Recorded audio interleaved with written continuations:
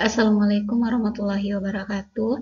Baiklah Bapak Ibu, kita lanjutkan kembali membahas soal observasi diri P2 dan P3. P3K tahun 2023, ini bagian yang kelima. Ini untuk menguji kompetensi teknis. Soal yang pertama, dalam melakukan pendekatan, saya melakukan A. Selalu meminta pendapat tentang diri sendiri, B. Mencatat kekurangan, C. Meminta masukan untuk perbaikan diri secara berkesinambungan, D. Refleksi bersama dan meminta masukan. Pendekatan ini boleh juga diartikan sebagai hubungan atau kerjasama dengan orang lain, maka kita harus melakukan refleksi bersama dan meminta masukan.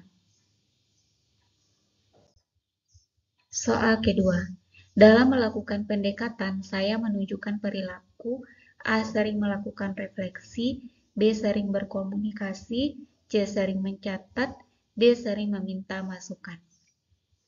Dan yang jawaban yang paling benar, yang paling tinggi poinnya itu adalah sering melakukan refleksi.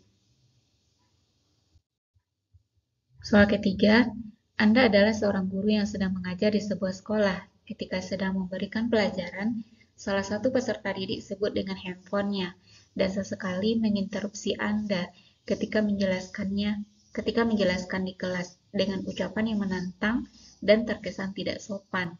Tindakan yang Anda lakukan pada situasi tersebut adalah A. Meminta peserta didik tersebut untuk berhenti dan menanyakan perilakunya secara langsung karena mengganggu proses pembelajaran. B. Memaklumi perilaku peserta didik dan melanjutkan proses pembelajaran di kelas. C. Meminta peserta didik tersebut untuk segera berhenti bermain HP dan meredakan emosi, atau menenangkan diri terlebih dahulu, kemudian berbicara dengan siswa tersebut secara baik-baik untuk menyelesaikan masalah. D. Membiarkan suasana kelas tenang dan memandangi peserta didik tersebut sampai dia sadar akan perilakunya sebelum melanjutkan proses pembelajaran. Dan cara terbaik untuk menyelesaikan masalah ini adalah yang C. Minta dia untuk segera berhenti bermain HP, redakan emosi, kemudian tenangkan diri, baru bicara secara baik-baik. Soal keempat, Anda adalah seorang guru yang baru saja memulai karir di sekolah. Anda memiliki peserta didik yang berasal dari beragam latar belakang, termasuk latar belakang ekonomi yang berbeda. Salah satu peserta didik Anda adalah anak dari keluarga kurang mampu, yang seringkali terlambat datang ke sekolah. Tindakan yang Anda lakukan pada situasi tersebut adalah A. Menegur peserta didik secara terbuka dan mendiskusikannya di depan kelas agar dapat menjadi pelajaran untuk teman-teman lainnya. B. Menegur peserta didik dan memaklumi karena menganggap keterlambatan peserta didik bukan hal yang perlu dipermasalahkan. C. Menegur peserta didik dan mendiskusikan keterlambatan peserta didik yang bersangkutan untuk mencari solusi bersama dalam mengatasi masalah tersebut. D. Menegur peserta didik dan meminta orang tuanya untuk datang ke sekolah karena perilakunya terlampau sering dilakukan. Dan yang paling tepatnya itu adalah menegur peserta didik, lalu diskusikan keterlambatannya dan cari solusi bersama. Karena di sini dikatakan bahwa tadi peserta didik tersebut berasal dari anak kurang mampu. Soal kelima, pada setiap akhir semester, pihak sekolah akan memberikan rapor kepada orang tua atau wali murid peserta didik. Di sekolah, Anda menghadapi orang tua atau wali murid peserta didik yang berada jauh dari lokasi sekolah dan harus menempuh perjalanan cukup jauh. Melihat situasi tersebut, langkah yang Anda lakukan adalah A. Meminta anggaran untuk mengirimkan rapor via pos kepada wali murid peserta didik yang sulit menjangkau lokasi sekolah.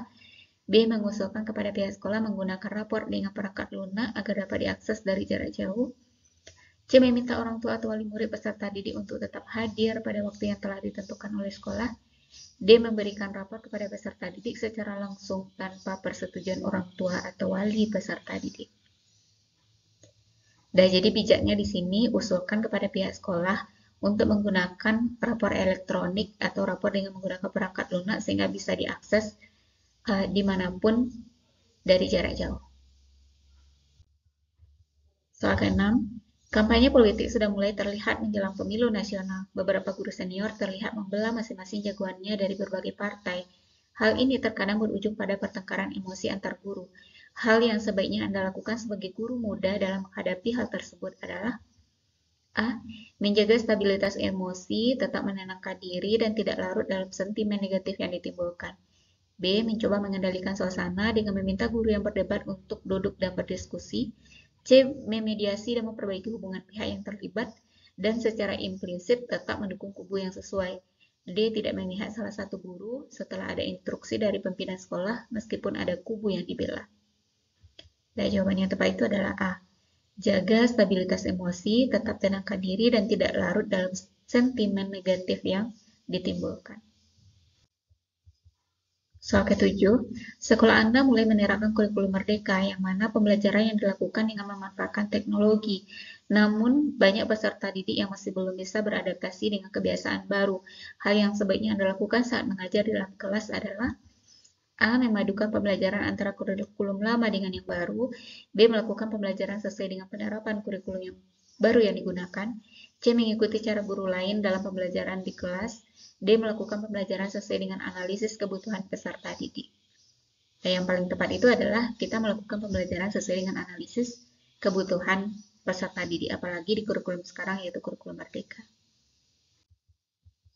Demikianlah Bapak Ibu pembahasan soal kita pada video kali ini. Semoga bermanfaat dan semoga Bapak Ibu lulus P3K tahun ini. Demikian saja. Assalamualaikum warahmatullahi wabarakatuh.